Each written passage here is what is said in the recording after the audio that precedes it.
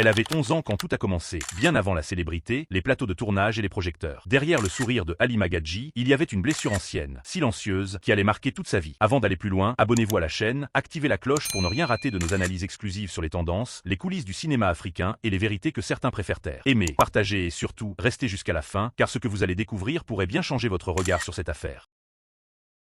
Selon ses propres témoignages dans d'anciennes vidéos, l'histoire de la dépression de Halima Gadji commence très tôt, à l'âge de 11 ans, alors qu'elle est encore à l'école. Un événement marquant, vécu durant cette période de l'enfance, va profondément la bouleverser. Ce choc émotionnel, mal compris et mal accompagné, devient le point de départ d'un mal-être durable.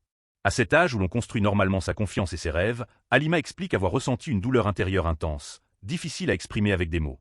Cette souffrance silencieuse s'installe progressivement, au point de l'isoler et de lui faire perdre le goût de la vie, marquant ainsi les premières racines de sa dépression. Moi, ma première dépression, je l'avais fait à l'âge de 11 ans.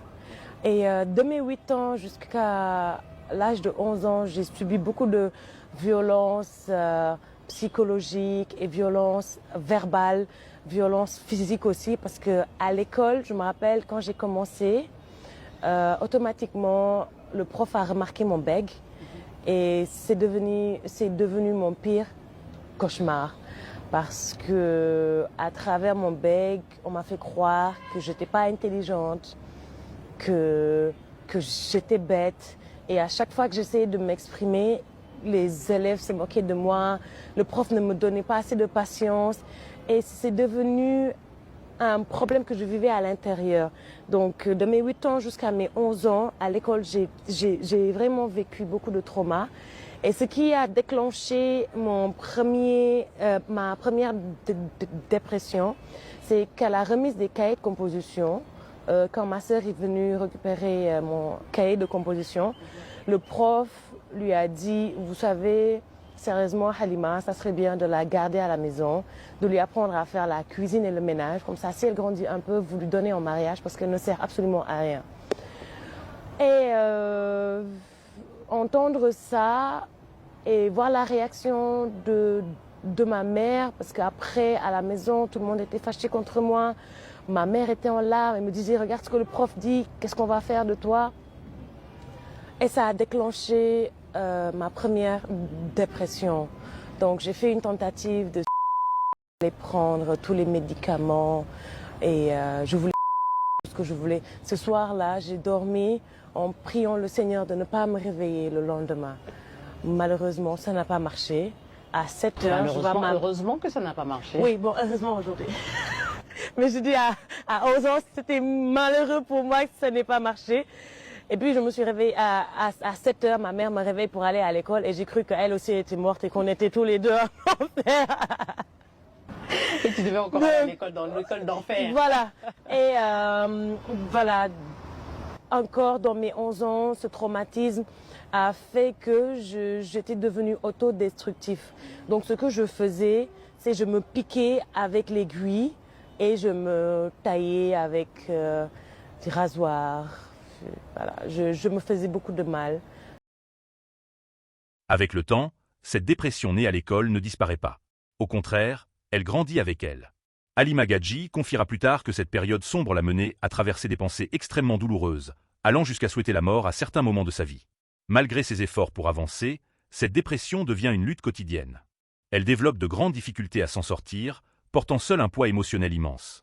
Derrière l'image d'une femme forte et talentueuse, se cachait une jeune fille blessée, tentant de survivre à une souffrance intérieure profonde.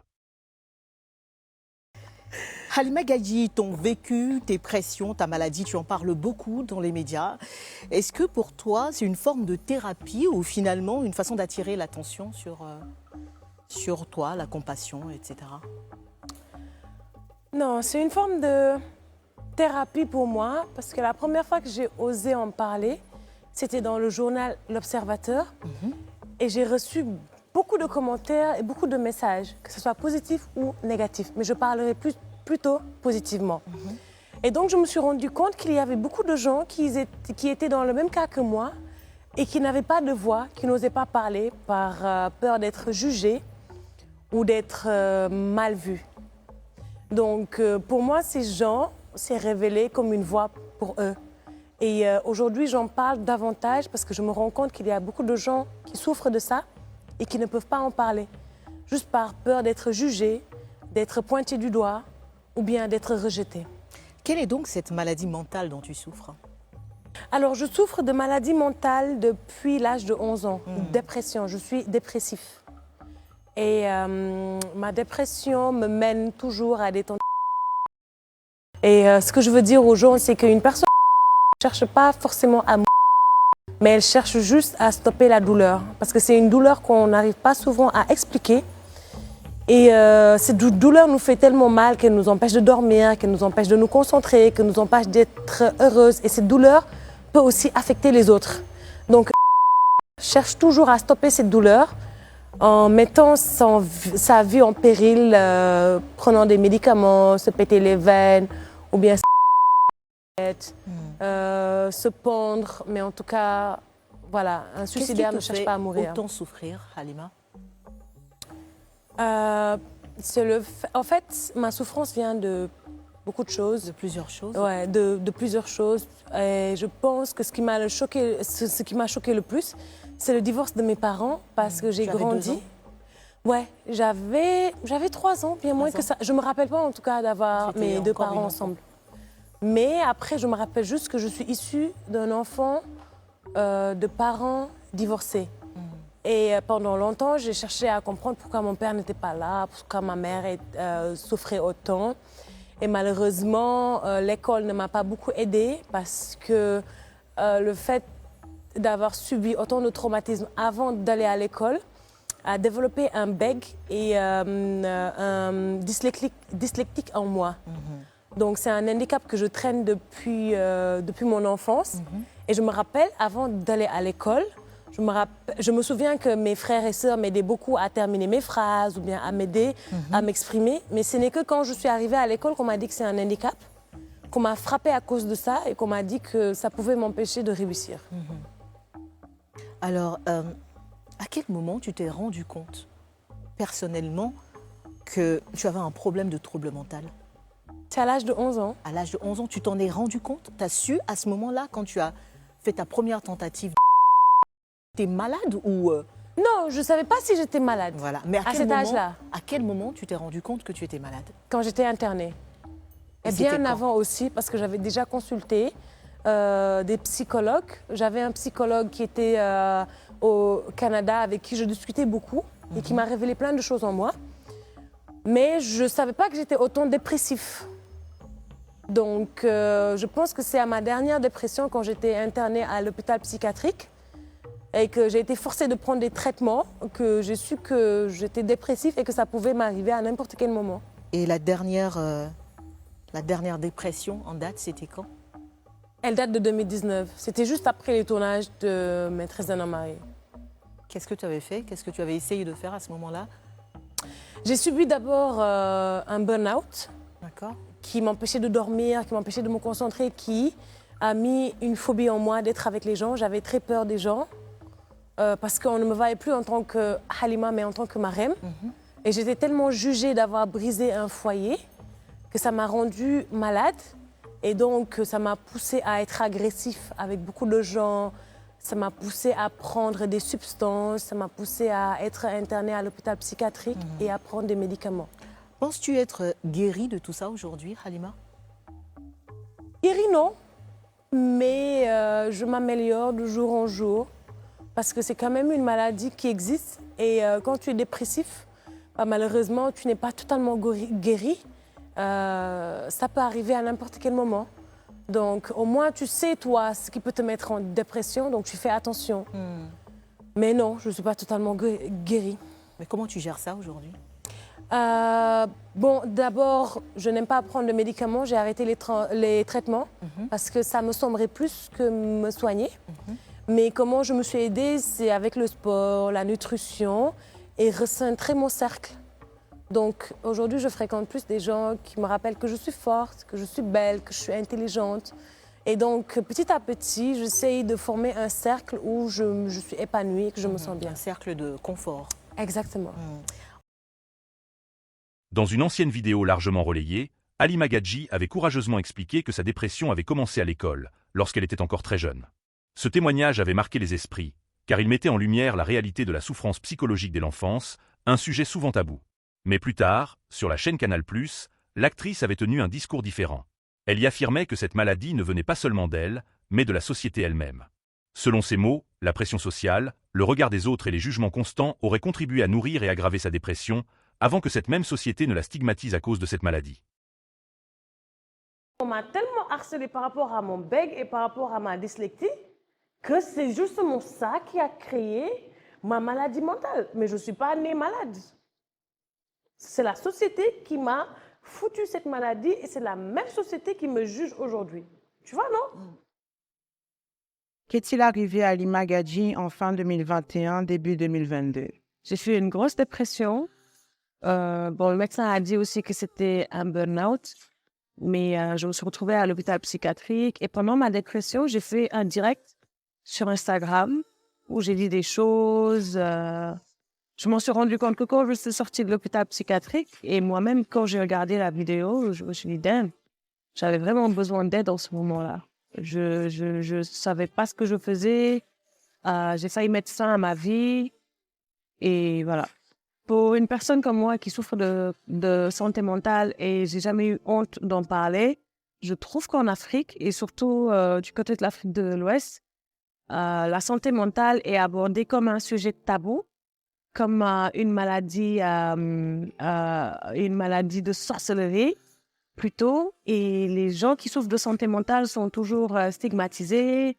Ils ne reçoivent pas les soins et parfois même on n'arrive pas à donner un nom à ton mal. Parce que quand on parle de santé mentale, c'est vaste. Moi, je souffre de santé mentale depuis mon enfance. Et au début, je ne savais pas ce que j'avais. C'est quand je suis allée voir la première fois un médecin, c'est là où j'ai su que je souffrais de troubles de personnalité.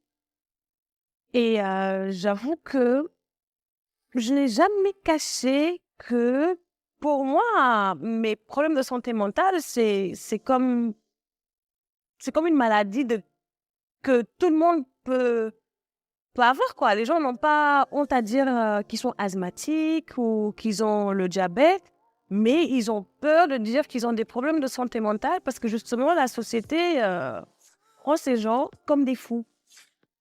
Et moi, j'ai voulu en parler pour venir en aide aux gens qui étaient dans le même cas que moi et qui pensaient que c'était des handicapés. Qu'est-ce qui a été le plus dur à ce moment-là? Le regard et le jugement des autres ou la gestion familiale de ce mal? Le regard et le jugement des autres. Sinon, ma famille a toujours été là pour me soutenir. Bon, ma famille, je les en ai voulu un peu parce que quand j'étais petite, on ne me disait pas vraiment ce que j'avais. Je sais que ma mère, moi, elle m'interdisait de sortir. Mes frères avaient le droit d'avoir une vie épanouie, d'aller en boîte, de sortir. J'allais avec eux, mais quand il s'agissait de moi, de sortir toute seule ou bien d'avoir une vie un peu plus sociable, c'était toujours non. J'étais toujours avec ma mère. C'est pour ça, aujourd'hui, j'arrive pas à m'en passer parce que j'ai toujours été protégée. On me disait pas vraiment ce que j'avais. Quelle a été ta démarche pour t'en sortir et aller mieux? Parler. Je sais que parler fait partie des thérapies qui m'ont aidée parce qu'à un moment donné, j'avais honte de dire mon mal par peur d'être rejetée.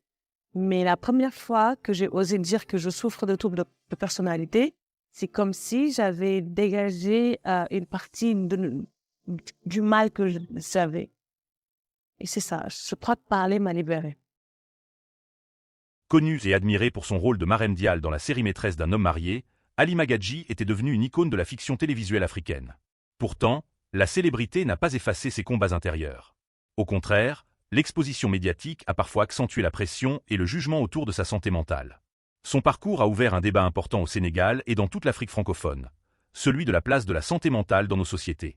En parlant ouvertement de sa dépression, Halima Gadji a brisé un silence, donnant une voix à ceux qui souffrent en silence et rappelant que la réussite n'immunise pas contre la douleur psychologique. Moi, par rapport à la maladie mentale, c'est quelque chose à laquelle je suis confrontée depuis bas âge.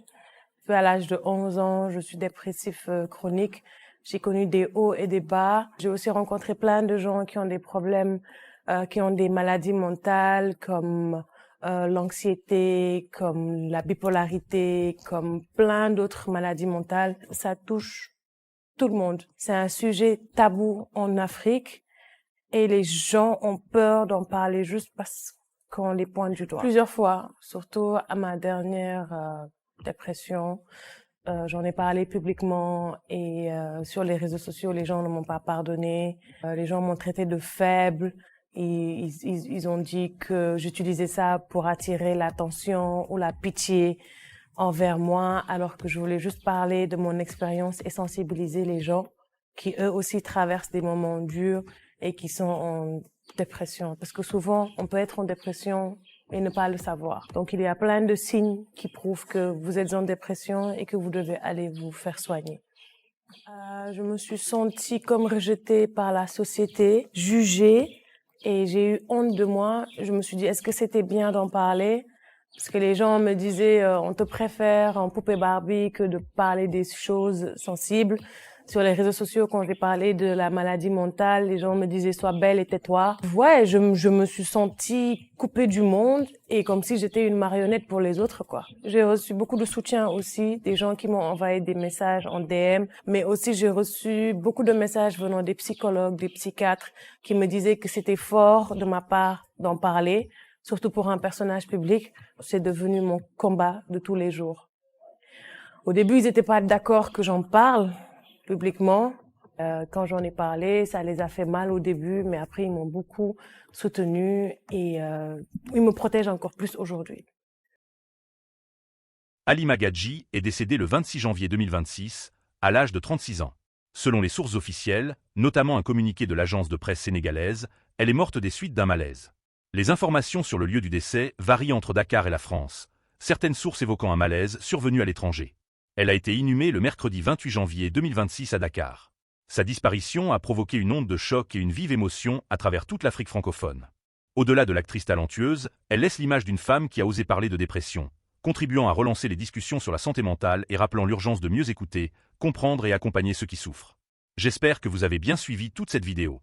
Dites-nous en commentaire ce que vous pensez de ce parcours, de son témoignage et du message qu'Halima Gadji laisse derrière elle. Votre avis compte.